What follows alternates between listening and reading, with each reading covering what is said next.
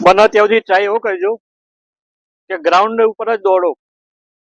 Option ના હોય તો જ રોડ ઉપર દોડજો. કેમ?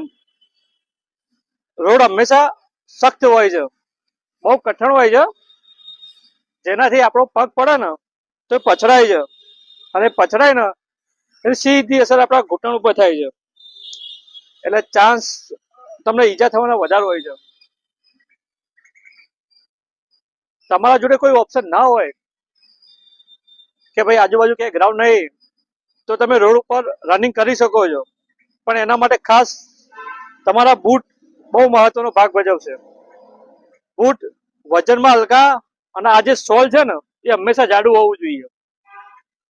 ગ્રાઉન્ડ ઉપર રનિંગ કરવાનું એક જ કારણ, એક્ઝામ ગ્રાઉન્ડ ઉપર છે, અને ગ્રાઉન્ડ ઉપર તમે તમારો જે પગ પછડાય છે ને એનાથી ઘૂંટણને